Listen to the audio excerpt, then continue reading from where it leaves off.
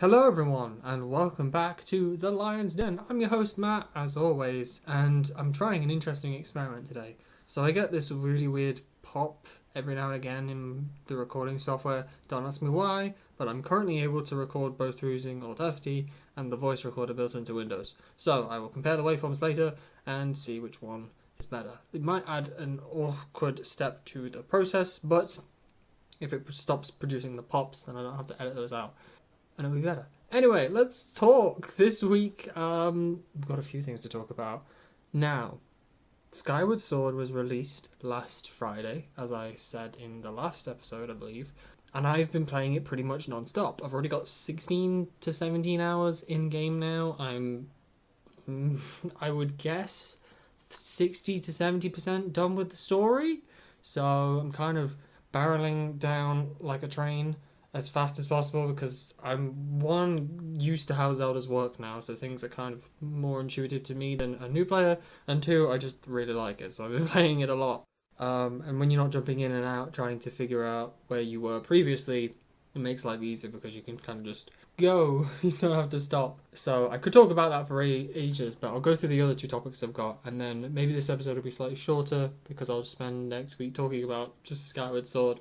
We'll see.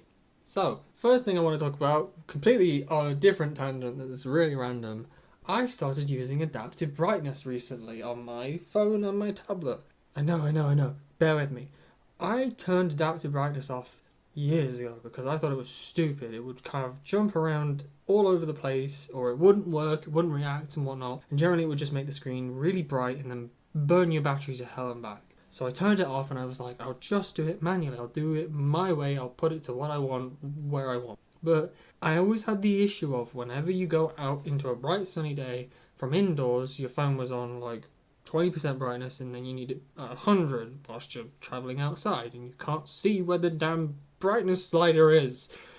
And I got semi-decent at being able to know where it was on the screen roughly so I could do it without looking. But I'm not perfect. I still kind of missed. So I thought, okay, I'll turn adaptive brightness on because then that solves the problem entirely. Wow, I'm not joking, it solves the problem entirely. I don't have to touch the brightness slider at all. It pretty much gets it spot on. And I think that's because adaptive brightness, when I used it years ago on like my old iPod Touch, was garbage. But we progressed so far now with technology, AI and computer processing that it can nail it a lot better. And the interesting thing, this is specific I believe to my Pixel, is that it learns off of my usage pattern. So I can still go in and tweak where I want it. So I can say, oh, I'm in this lighting condition, I'd actually have it a bit brighter or a little bit dimmer.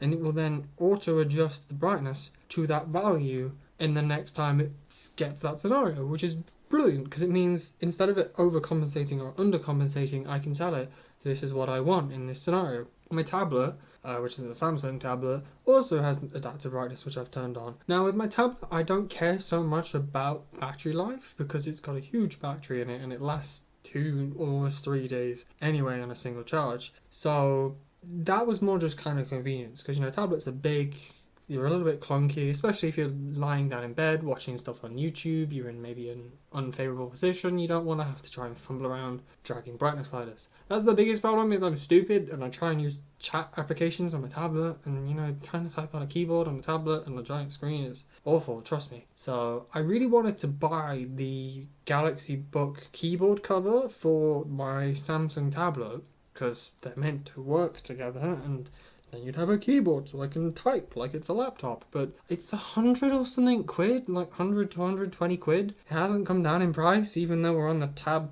S7, I think, and I've got the 5. It's like, what? This is expensive. And there's no real proper third-party alternative, so I just kind of have to suck it up. I try not to type on it as best as possible. Or it's better if you put it in landscape and type on that because the keyboard is a much more reasonable size.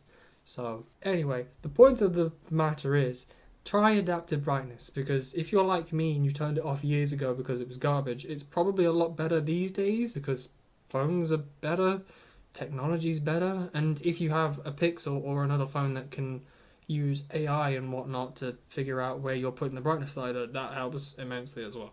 The other thing that happened last week, so after I recorded the episode, is I got my degree grades, and this is going to be humble brag time, but I got a first, which in the UK system is the highest possible grade. So I'm very happy with that. I was very worried because previously, like a day or two before, I got my final report grade. So the thing I'd spent most of my final year on, I got that grade, and it wasn't quite as high as I'd hoped. So I was kind of like, oh, it's worth a lot of my final year, and then therefore it's worth a lot in terms of my entire degree. But it turns out that I'd done well enough in everything else that the mistakes I'd made last year and the fact that that wasn't quite as high didn't matter. I still managed to achieve that first, so I'm very happy about that, very pleased. And a lot of my friends also got very high grades as well. They also got firsts and whatnot, which is really nice because it means that we were all kind of working really hard and doing a lot of stuff together throughout the couple of years that we were doing the degree. So it's pleasing to know that they also achieved what they wanted. And I think the biggest thing is my project partner. So he was both my project partner and one of my housemates in my final year. And I was kind of worried because he said to me that he calculated based on everything he'd done that his grade was kind of riding on the final report. So I was kind of worried as well when we got that. I was thinking, oh gosh, is he going to be all right? Is he going to get a first? And he did. So that was really nice. I'm very, very happy about that. And I think it just goes to show that even if things go wrong, and even in a year like the year we've been in, where it's not really been quite concrete as to how we're doing stuff, you can still attain really good grades as long as you put in the time and effort. I think it was mostly down to me and my project partner. We put so much work and effort into that final report, as well as everything else we did in that year, and that's what probably helped us achieve what we wanted. So inspirational talk over. Right, so we're kind of at the 7.5 mark. I'm out of breath from talking, I'm very sorry. What else? I don't want to talk about Skyward Sword yet. I want to talk about that next week when I've probably progressed further, and I'll just spoil the game entirely. Ooh, this is interesting. So, I read online that a good core exercise is doing a minute plank every day. Yep, you heard that right. 1 minute plank, standard plank, nothing fancy, but every day. So I thought, yeah, alright, I'll start doing that, because my gym routine, humble flex, literally, doesn't really incorporate any core exercises. And a year or so back, I had a thing with my back where like a muscle strained or popped or something. That was not fun. Literally didn't do my gym session that time because it went.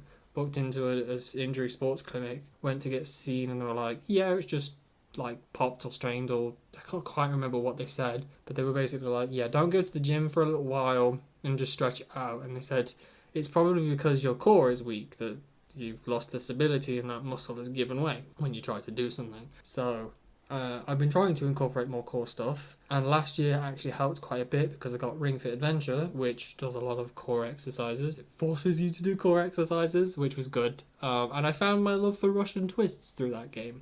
But yeah, I've now decided to incorporate this minute plank. So I do it even on non-gym days, so when I'm at home just doing my thing. Because, it's a minute and you can do a plank anywhere, anytime.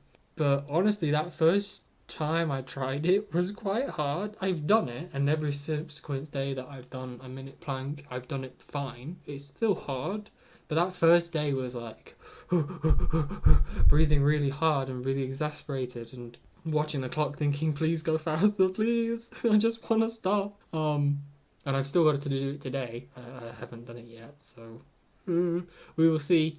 But it really did hit my core. My core was quite tight, quite taut the next day, and I was like, I've got to do this again. But I think that's just because my body was not used to doing a core exercise quite that hard.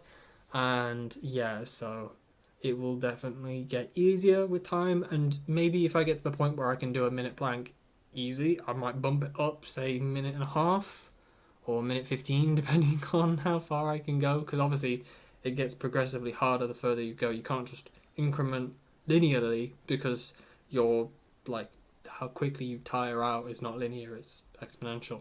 So we will see. Anyways, that's managed to cover the amount of time we need to. I hope you have enjoyed listening to me humbly brag about my flexing in both academia and physical natures.